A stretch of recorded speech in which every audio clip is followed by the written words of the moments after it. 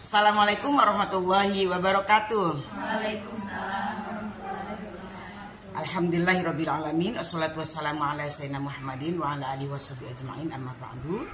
Alhamdulillah, puji dan syukur kita panjatkan kehadirat Allah karena pada pagi hari ini kita bisa berkumpul kembali di tempat yang mulia ini. Salat atas salam untuk baginda kita tercinta Rasulullah Muhammad sallallahu alaihi wasallam, pada seluruh keluarga, sahabat dan pengikutnya sampai akhir zaman. Pagi ini kita akan sharing tentang rezeki ya. Biasanya ibu-ibu kalau diajak ngomong rezeki seneng gitu ya. Tapi kalau pas dikasih tahu caranya gimana-gimana, rezekinya doang mau gitu ya. Ketika kita bicara rezeki, itu bukan melulu hanya masalah uang ya. Bukan melulu hanya masalah materi. Bukan melulu hanya masalah duniawi. Rezeki itu lebih luas cakupannya. Jadi ketika kita berkata, ya Allah berikan aku rezeki, artinya kita meminta segala hal, karunia, kenikmatan, kesehatan, dan hal-hal yang lain. Jadi kalau saat ini ibu-ibu kita semua di sini belum memegang uang 100 juta, bukan berarti kita tidak dikasih rezeki. Kita bisa membuka mata tadi pagi, alhamdulillahilladzi ahyana ba'dama amatana wa ilaihin nusyur. Itu rezeki yang luar biasa. Pagi kita diberikan kesehatan, membuka mata dan masih bisa menikmati dunia. Justru itu rezeki yang tak terkira. Siapa di dunia ini yang bisa membeli umur? Iya kan? Kalau umur bisa dibeli, orang miskin umurnya pendek-pendek. Kenapa? Nggak bisa beli stok umur. Orang kaya berarti bisa nyetok umur. Sampai 7 turunan, 9 pengkolan, 10 tanjakan. Disiapin, bener nggak? Sebagaimana mereka mempersiapkan perusahaan untuk cicitnya, bukan cucu. Untuk cicitnya. Mempersiapkan perusahaan untuk baoknya, baok lebih dari cicit lagi ya, lebih jauh lagi ke sana. Mereka persiapkan itu semua. Kalau umur bisa dibeli, bisa dipersiapkan, mereka akan mempersiapkan segalanya. Ibu-ibu sekalian yang saya cintai, saya hormati, kita ngobrol sedikit tentang rezeki ya. Jenis rezeki dalam pandangan Al-Quran. Ya, kita kan ngaji ya, berarti kan kita ada dalam ranah agama kita, versi pandangan agama kita, pembahasannya tentang rezeki. Jadi seperti apa sih jenis-jenis rezeki itu? Kita pengen tahu nih ya. Yang pertama, rezeki yang sudah dijamin oleh Allah.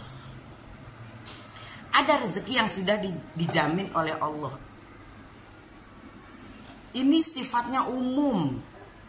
Manusia, tumbuhan, binatang, semuanya diberi oleh Allah. Ini lebih spesifiknya adalah apa yang terkait dengan perut. Hal yang terkait dengan perut itu rezekinya dijamin sama Allah. Wa ma min dabbatin fil ardi illa 'alallahi rizquha. Tidaklah binatang melata sekalipun, dabbah, binatang melata. Atau binatang melata kan?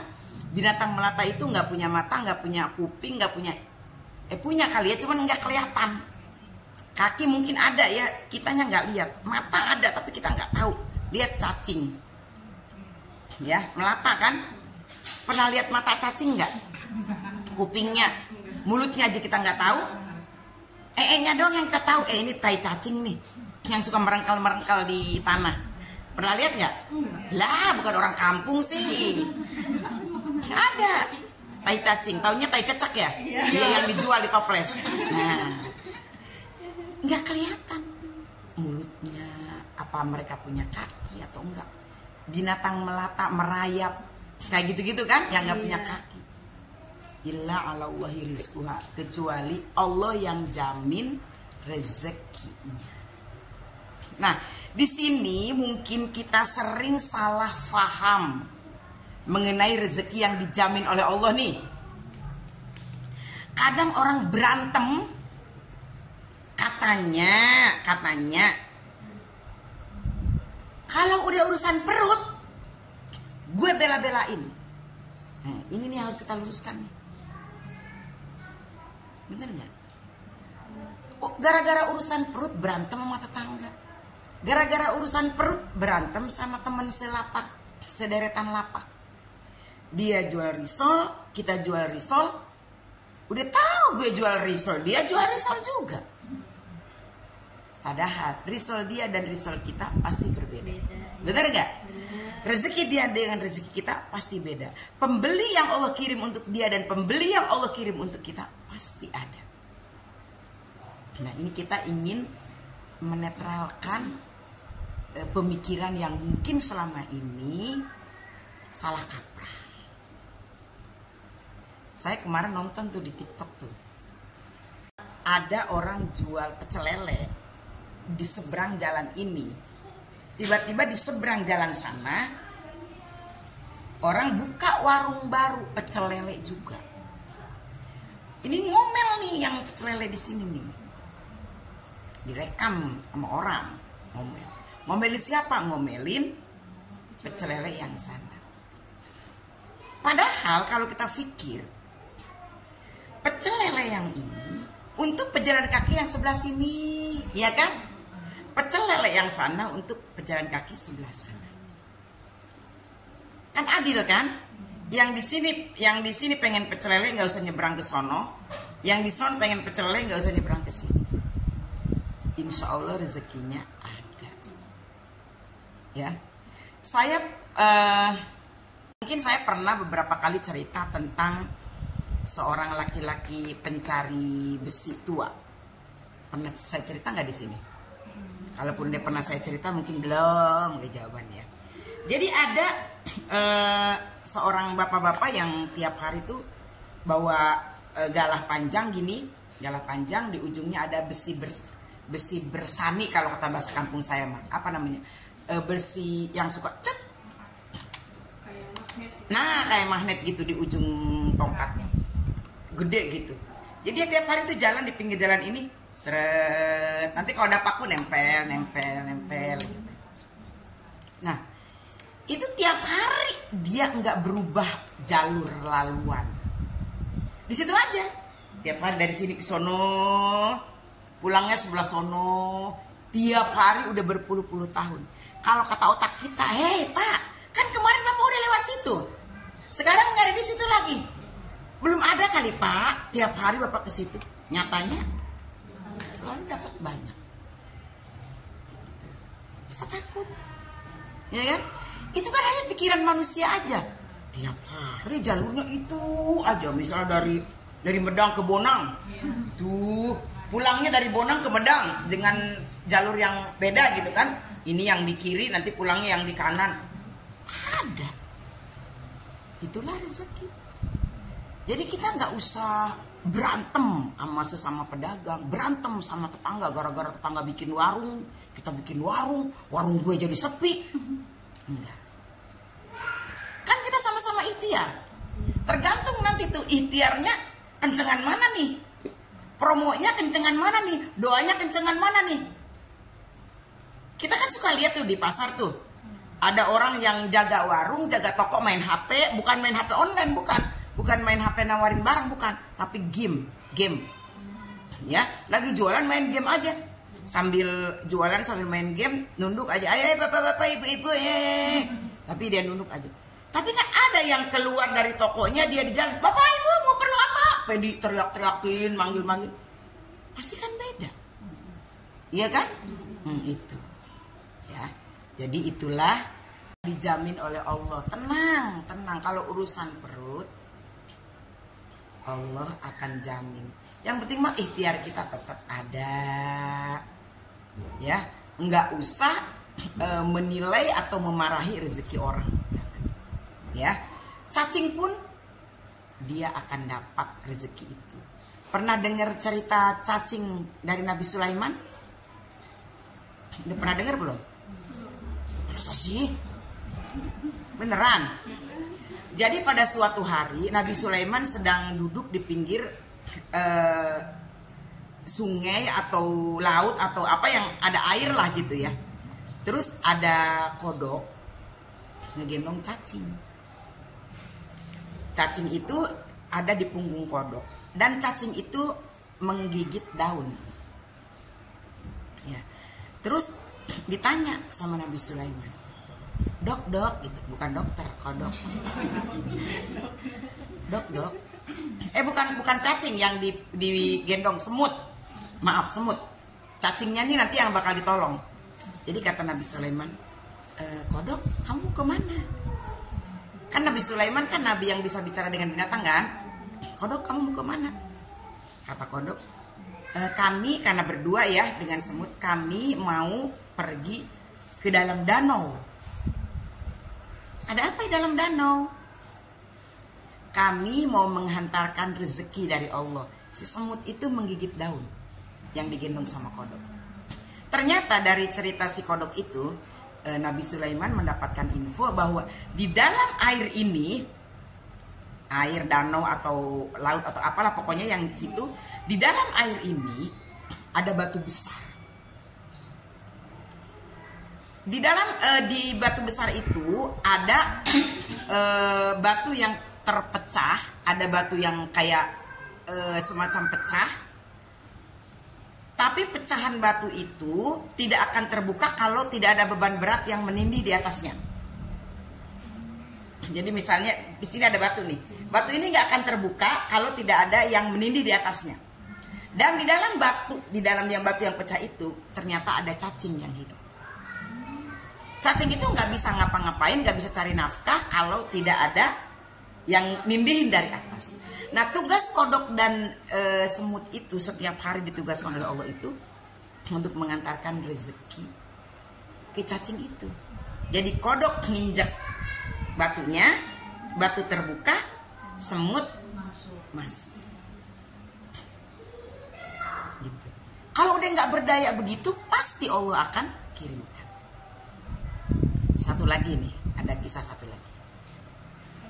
Ini nggak tahu saya udah cerita atau belum ke ibu-ibu. Suatu hari tukang bangunan membongkar tiang. Ini bangunan lama, rumah lama, membongkar tiang. Udah cerita belum sih? Saya takut deh kalau cerita 2 kali, kayak nggak ada cerita lagi gitu loh. Takut ntar katanya ini bunda ceritanya itu mulu, ntar gitu. Belum beneran. Awas ya kalau dapat. Ntar saya katanya kehabisan cerita, banyak cerita sama saya. Ya, karena saya sebetulnya senang kalau baca kisah-kisah inspiratif kayak gitu. Jadi ada rumah tua, dibongkar mau renovasi. Pas ngebongkar satu tiang, saya suka merinding kalau cerita yang ini. Pas si tukang itu ngebongkar satu tiang, di situ tuh di tiang itu tuh nempel toke. Si toke ini nempel di tiang pluk, dan nancep di perut toke itu paku. Kan ini ada rongga, namanya juga rumah lama ya, mungkin itunya udah keropos. Jadi si tuan rumah mungkin entah maku apa, plek pas di situ mungkin lewat toke.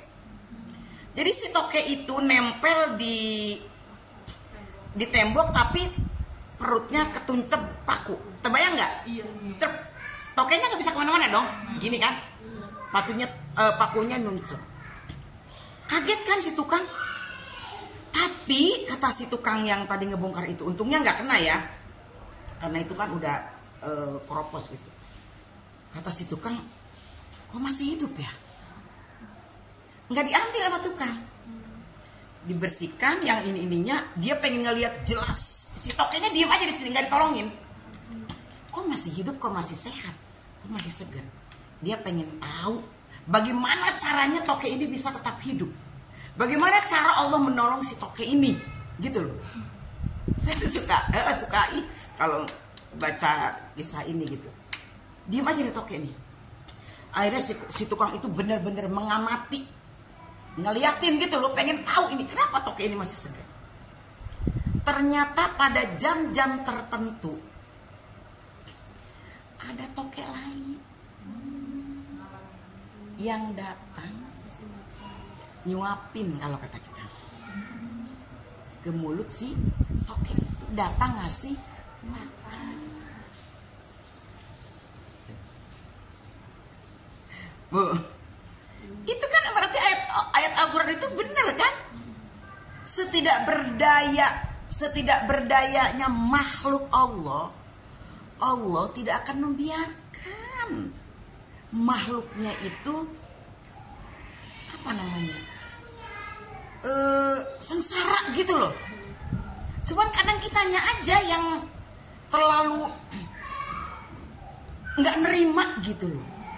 Padahal kalau kayak toke tadi disuapin, ya udah memang dia menerima itu yang dia terima, itu yang dia dapatkan rezeki. Ya udah, alhamdulillah, syukuri. Cacing tadi dalam batu, alhamdulillah ya kan dapat. Cuman untuk makhluk yang namanya manusia, kadang-kadang perutnya udah penuh juga menuntut yang lain. Bener nggak? Itu yang mungkin membuat kita tuh berasa tertindas aja jadi makhluk Allah gitu loh. Berasa kita tuh kayak makhluk Allah yang paling susah, paling sengsara gitu. Padahal sebetulnya Allah udah kasih banyak ke kita loh. Iya kan? Coba dari yang nempel di badan kita juga udah bermacam-macam warna, bermacam-macam motif, masih bilangnya nggak punya baju. Jilbab kita udah bermacam-macam warna, udah bermacam-macam motif, ya kan? Udah bermacam-macam bahan. Giran mau pergi nggak ada jilbab. Kan beda sama toke. Lah kan kita bukan toke, Bun. Iya, tapi hukum dasarnya. Ibu ya. Jadi gimana nih? Bersyukur ya, karena semua yang terkait dengan perut kita, yang penting kita mau ikhtiar, insya Allah jaminkan. Jangan diam aja gini. Toke tadi diam aja karena emang dia sudah habis dayanya, udah nggak bisa berbuat apa-apa. Cacing tadi diam aja karena emang nggak punya daya kalau nggak digerakkan oleh kodok tadi, ya. Nah itu yang pertama. Lanjut nggak? Rezeki yang didapatkan karena usaha. Usaha itu prinsipnya harus kencang. Ya. Usaha prinsipnya harus maksimal. Misalnya kita mau jualan karena yang di depan mata saya adanya tahu isi. Kita mau jual tahu isi. Ini tahu isi siapa nih? Bukan pedagang di sini kan? Beli dari luar kan? Misalnya kita jualan tahu isi. Bagaimana sih usaha yang maksimal? Ya kita bikin dong tahu isi ini dengan profesional. Ya kan? Jangan mentang-mentang laku bumbunya misalnya dikurangin jadi nggak enak. Tetap pertahankan kualitas. Jangan mentang-mentang buat jualan bawang putihnya ngasal misalnya. Jangan. Profesional itu artinya benar-benar kita buat tahu ini sebagaimana kita enak menikmati, orang lain juga akan enak menikmati. Orang akan balik lagi. Ya, orang akan balik lagi. Tapi kalau misalnya pas kita gigit tahu ini kecamplang kecemplung, teka lor teka kidul, teka lur teka handap, ya kan? Kira-kira kita bakal balik lagi nggak? Jangan dianggap enteng jualan tahu. Kalau orang udah suka, mau di pojokan dia jualan, sampai. Nah ini juga saya pengen infoin bahwa kalau mau usaha jualan nggak mesti di pinggir jalan, ya kan? Di dalam rumah nggak masalah, ya kan? Di teras rumah nggak masalah, di lorong gang nggak masalah, nggak harus di pasar, nggak harus di ruko. Nah itu tadi tahu kalau dia benar-benar memberikan rasa yang luar biasa, orang yang biasa di luar akan masuk ke rumah kita buat beli, bener ya? Ikhtiar, usaha. Jadi usaha itu bukan cuma sekedar belanja, dagangan, terus kemudian diolah, dibikin. Bodo amat soal rasa buat jualan ini. Begitupun misalnya karyawan, bukan cuma sekedar datang. Gue mah yang penting datang, ngerjain tugas gue, ya udah. Setelah itu waktunya pulang-pulang. Nggak begitu. Kan karyawan juga ada yang karyawan yang bener-bener datang sebelum waktunya, dia mengerjakan sesuatu yang kadang bukan jobnya dia, tapi dia dengan senang hati membantu temannya, kayak gitu kan ya. Ada yang seperti itu, pulang nggak melulu pas waktunya, tapi kadang-kadang dia memberikan support tambahan untuk perusahaan, kan gitu ya, memberikan perhatian tambahan untuk perusahaan. Yang kayak gitu-gitu bukan cuma dinilai oleh bos, tapi dinilai oleh Allah Subhanahu wa taala. Wa allaisa lil insani illa ma sa'a, itu di An-Najm ayat 39. Dan manusia itu akan memperoleh haknya seperti yang dia lakukan. Tidak ada setetes keringat pun yang kita keluarkan yang tidak dibayar oleh Allah. Jadi kalau misalnya gini, ibu-ibu kerja di satu kantor, ibu-ibu mengerjakan atau kita mengerjakan pekerjaan yang di luar job kita. Dengan keikhlasan kita membantu teman kita mungkin yang belum menyelesaikan tugasnya, atau membantu hal yang sifatnya di ruangan kita, apa nih, apa tapak meja mencong, apa kursi yang berantakan, apa sapu yang tergeletak, apa kayak gitu-gitu tuh, itu masuk dalam bilangan keringat ikhtiar kita. Ada berapa keringat kita yang menetes untuk itu? 10, 20, 50. Pasti Allah akan bayar. Walaupun mungkin dibayarnya tidak beserta gaji bulanan, di tempat yang lain bisa jadi. Tapi setetes keringat pun tidak ada yang Allah sia-siakan dari ikhtiar. Gitu. Jadi kita tuh kalau kerja tuh jangan terlalu mangkreng. Gue mah kerjaannya udah selesai. Itu masih berantakan, bukan urusan gue. Gue bekerja berdasarkan SOP. Bener gak? Kayak gitu. Rezeki apalagi, jenis rezeki apalagi dalam pandangan Al-Quran yang bisa kita dapatkan? Rezeki dari hasil bersyukur. Nah, tadi di awal ada selepetan juga tuh. Kalau udah masuk ke sini masih kurang aja, ya kan? Pada Allah udah ngenyangin, udah memberikan sandang, pangan, papan yang cukup untuk kita. Entahlah karena zaman sudah begini, ya, kita masih keliaran aja ke sana ke sini gitu. Tidak mensyukuri apa yang sudah Allah berikan. Kalau kata lagu Niki Astriana, tapi saya lupa kok lagunya. Jadi kaki berpijak di bumi tapi matanya melihat ke langit. Iya, kan kita nginjek di bumi nih, tapi mata kita ngeliatin yang di atas. Ih, bagus banget ya bintang. Ih, awan indahnya.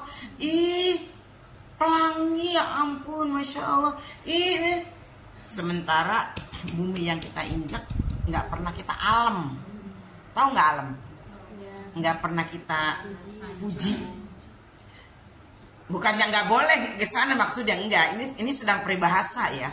Padahal di bumi banyak sungai yang mengalir. Aduh ya Allah, gemercik suara air, ya, dari pancuran bambu berliku mengalir jauh di tepian telaga. Kan indah kan? Iya. Terusin nyanyinya. Itu album dong. Air mengalir dengan indah, bunga-bunga, ya kan, padang rumput, Masya Allah, gunung-gunung, binatang-binatang yang merumput, ada kupu-kupu, ada ayam, ada kambing. Orang kalau nggak pernah lihat kambing, mau lihat kambing aja bayar loh. Bener nggak? Orang nggak pernah ngeliat pohon padi, mau ngeliat pohon padi aja bayar. Orang nggak pernah kotor-kotoran di sawah, mau kotor-kotoran di sawah ngeluarin duit. Kenapa kita nggak syukuri yang biasa hidup di sawah? biasa ngelihat pohon padi dan lain sebagainya, banyak yang harus kita syukur. Maksudnya apa tadi? Bumi berpijak, kaki berpijak di bumi, mata kelayapan ke atas langit. Maksudnya apa? Ini kehidupan kita nih, banyak yang indah-indah yang patut kita syukuri. Matanya jangan jelalatan ngeliatin kehidupan orang. Maksudnya gitu loh. Ya, itu orang mah lebaran, itu orang mah liburan, itu orang mah. Udah, semampu kita aja, ya kan? Dari apa yang Allah anugerahkan kepada kita, banyak yang bisa kita syukuri. Seperti kita hidup di bumi ini, ada air mengalir, ada gunung, ada pohon-pohon, ada bunga, dan lain sebagainya. Ya, la in syakartum la azidannakum wa la in kafartum inna adzabi lasyadid. Kalau kamu bersyukur, pasti Allah akan tambah pahalanya, nikmatnya. Tapi kalau kamu kufur, azabku amat pedih. Apa yang dimaksud kufur, azabku amat pedih? Contoh, kayak kita, Allah udah kasih banyak kenikmatan untuk diri kita nih, untuk diri kita. Tapi nggak pernah direken sama kita. Oh, nggak direken, itu bahasa orang Sunda. Nggak pernah diperhitungkan sama kita. Kayaknya Allah tuh nggak pernah ngasih kita apa-apa gitu loh. Itu kan artinya kufur. Ngeliatin status orang mulu, ngeliatin TikTok orang mulu. Hidup di TikTok itu nggak seindah hidup kenyataannya, ya. Ngeliatin TikTok orang, nih enak banget nih dia nih. Akhirnya kan azabila syadid, kata Allah, azab gua amat pedih. Dia tersiksa sendiri kan? Tersiksa sendiri. Udah kita marah-marah, kesel. Suaminya diomelin, makanya kerja yang kencang tuh, lihat orang tuh. Makanya gue kan kawin sama lu pengen senang, pengen bahagia, bukannya sengsara kayak gini. Nah berarti kan itu azab. Azab itu artinya apa? Siksa, kesusahan. Buat diri dia sendiri, dia yang menciptakan kesusahan itu. Karena apa? Karena kufur. Jadi memaknai wala in kafar, wala in syakartum la azidannakum wala in kafartum inna adzabi lasyadid, memaknai kalau kamu kufur azabku amat pedih. Jangan membayangkan azab di akhirat dulu. Orang gak banyak bersyukur mah di dunianya juga hidupnya udah tersiksa. Udah bengek, pusing mulu. Ada ngeliatin ini, ngeliatin itu. Jadi tadi tuh kemana? Ya? Padahal hidup kita, kenikmatan kita sudah banyak.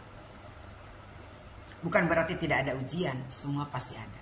Tapi kenikmatan jauh lebih banyak daripada ujian, itu sudah pasti. Ya, sebagaimana yang halal jauh lebih banyak daripada yang haram.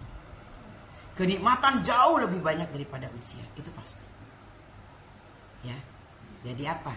Bersyukur. Kaki menginjak di bumi, nikmati apa yang di bumi. Ya, kita hidup dengan seperti ini, nikmati karunia yang Allah beri kepada kita. Syukur, Allah akan tambahkan nikmatnya. Lanjut. Masih banyak. Yang selanjutnya, rezeki yang tak terduga. Pengen min haitsu la yahtasib. Wa may yattaqillaha yaj'al lahu makhraja wa yarzuquhu min haitsu la yahtasib, kata Allah. Barang siapa yang bertakwa kepada Allah, Allah akan berikan jalan keluar dari setiap kesulitan, dari setiap masalah, dan Allah akan berikan rezeki yang tak diduga-duga. Di antaranya yang pertama, sababiah kita memperoleh rezeki yang tak terduga adalah imtithalul awamir wajtinabun nawahi. Menjalankan perintah Allah, menjauhi larangannya, itu yang disebut dengan takwa. Kita tinggal prepare aja buat diri kita sendiri. Apakah kita sudah melakukan ketakwaan itu? Itu bukan orang lain yang menilai kita sendiri ya. Gitu. Jadi sekarang kita balikinnya ke diri kita sendiri aja gitu. Oh, sholat aku udah betul belum ya? Udah gitu aja, tinggal evaluasi diri kita sendiri. Ya, insya Allah Allah akan berikan rezeki yang tak terduga. Kapan lagi rezeki yang tak terduga itu bisa datang kepada kita? Yaitu setelah kita betul-betul tawakal. Betul-betul tawakal. Tawakal itu fase terakhir setelah kita ikhtiar, dan doa. Ya, jadi ada 3 urutan sebelum kita mencapai tawakal. Ada ikhtiar dulu, tadi yang saya contohkan jualan tahu ini. Ikhtiar pertamanya memaksimalkan rasa, tampilan mungkin ya, karena sekarang mah orang kadang-kadang tampilan itu diperlukan. Tahu glunduk aja gitu ya, dengan tahu yang mungkin di apalah gitu ya. Ya zaman sekarang mah macam-macam lah gitu ya. Nah itu ikhtiar dimaksimalkan. Setelah ikhtiar berdoa, ya Allah hari ini aku mau jualan, bismillah tawakkaltu ala Allah la haula wala quwata illa billah hasbunallahu wa ni'mal wakil ni'mal maula wa ni'man nasir. Allahumma sholli ala sayyidina Muhammad wa ala ali sayyidina Muhammad. Saya ingat dulu waktu jualan bubur. Saya kalau jualan bubur kan saya yang ngudak sendiri 2 jam. Karena itu kalau jualan makanan kan nggak bisa tangan orang ya. Saya pernah mengalihkan dan memang hasilnya beda. Supaya bubur itu nggak gosong kan memang harus terus menerus dengan keseimbangan, kestabilan api. Itu 2 jam, bayangin Bu. Ya paling digantiin sama orang sebentar. Kita sholat apa gitu kayak kalau ada perlu. Itu sambil ngudak bubur itu sambil sholawat. Sholawat gitu. Sambil duduk kan nggak ngapa-ngapain gitu. Cuma memang muncak kemana-mana ya. Pengalaman. Nah itu kayak gitu. Itu dalam rangka memaksimalkan usaha. Ada doa, iya kan? Jadi ada ikhtiar, ada doa, baru tawakal. Jadi nggak ada ikhtiar, nggak ada apa, bikin tahu pakai garam doang gitu kan ya, tampilannya keciprat-keciprut bodo amat gitu ya, nggak berdoa dan sebagainya. Udahlah tawakal aja. Kalau ada yang beli, kalau emang rezekinya pasti ada yang beli. Kalau nggak rezekinya, udahlah biar aja kita menyantai aja.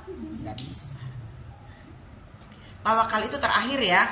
Tawakal itu terakhir. Setelah ikhtiar, doa, baru tawakal. Serahkan semuanya kepada Allah setelah kita ikhtiar. Suatu hari sahabat Rasulullah pergi dengan sahabatnya. Rasulullah capek. Jadi suatu hari Rasulullah berjalan dengan sahabatnya. Capek Rasulullah, istirahat di bawah pohon kurma. Sahabatnya ikut istirahat. Kata Rasulullah tanya, unta udah diikat belum? Untanya udah diikat belum? Belum ya Rasul. Kok nggak diikat? Kalau bahasa kitanya nih, kata sahabat, udah ya tawakal aja sama Allah. Kata Rasulullah, ikat dulu. Ikhtiar kan? Ikat yang kenceng. Bilang sama Allah, ya Allah aku titip onta ini. Doakan. Setelah itu tawakal. Nah kalau nggak ada ikhtiar, onta nggak diikat, lagi ngabrak-ngabrak kemana-mana. Kayak ibu-ibu ibu itu pintu udah dikunci. Udahlah tawakal aja. Kalau emang rezekinya maling mau masuk, kalau memang rezekinya kita ya nggak ada maling masuk. Kalau emang bukan ada rezeki, bukan rezekinya, ya maling masuk biar aja lah. Kunci dulu, gembok, grendel, kasih alarm. Kenceng. Bismillah tawakkaltu ala Allah. Udah, ternyata maling masuk juga. Nah kita kan udah ikhtiar, bener nggak? Udah ikhtiar gitu. Jadi tawakal itu wajib buat kita. Kalau udah pasrah, tawakal, insya Allah tiba-tiba Allah munculkan apa namanya rezeki. Udah pernah dengar cerita Kijang hamil? Belum lagi. Mau diceritain? Jadi ada Kijang, tahu Kijang kan? Apa sih? Nanta Kijang kan? Kijang ya? Rusa. Ya rusa Kijang. Hamil.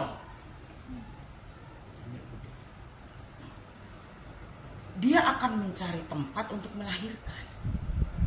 Tiba-tiba ada pemburu yang mengejar Kijang hamil. Karena kulit bayi Kijang hamil, anak Kijang ada dalam perut itu harganya mahal. Jadi dia akan mengambil itu. Jadi si pemburu ini khusus mencari Kijang yang hamil. Dia dikejar sama pemburu dengan pistolnya. Ketika dia lari, si Kijang tadi lari, di depan ternyata ada harimau. samping kiri dan kanan tidak ada lahan untuk bisa dia berlari. Entah itu mungkin ada sungai, entah mungkin ada apa. Pokoknya di dalam kisah itu dia tidak bisa kemana-mana. Di depan ada harimau ternyata yang mau memangsa dia. Di belakang ada pemburu. Pada satu titik di mana dia sudah tidak berdaya, di depan harimau, di belakang pemburu, dia sudah berikhtiar kan menyelamatkan diri, dan di hati selalu berdoa, ya Allah, selamatkan anakku, ya Allah, selamatkan anakku.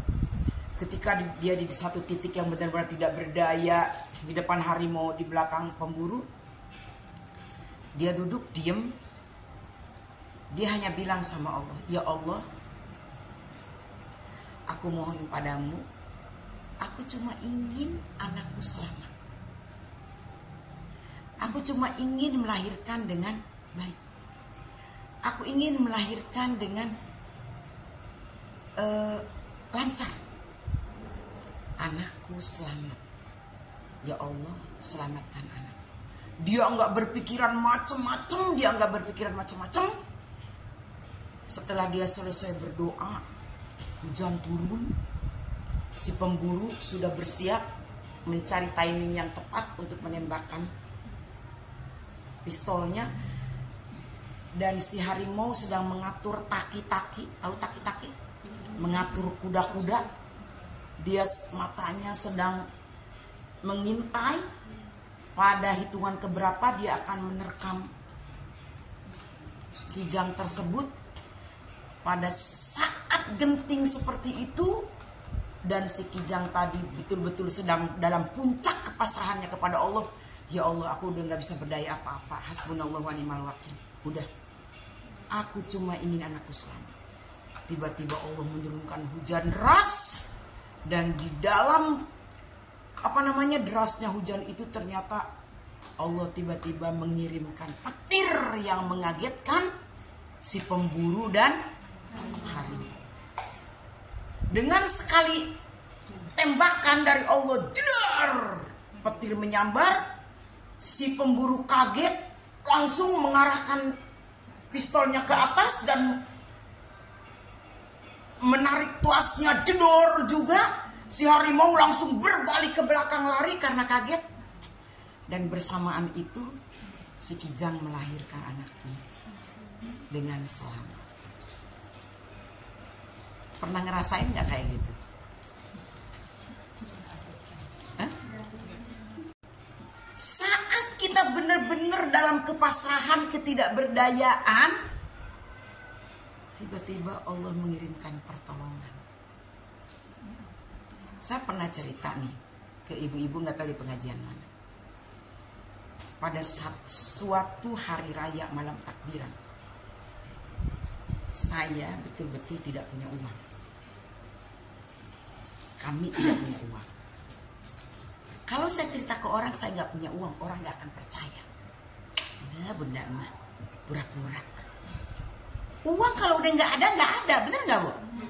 Bukan dilihat dari rumahnya, bukan dilihat dari tampilannya, tapi kalau dia gak punya duit, gak punya.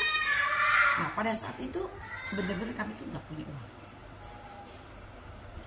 Sampai si Ines tuh, mama kita gak bikin opor. Enggak, kita cuma beli ini. Masih ada Giant ini. Dulu saya beli ayam pilet yang di kotak itu. Ada kan? Dua kotak. Itu aja saya bikin sate malam-malam takbir itu. Tiba-tiba ada tamu, ibu sama anak.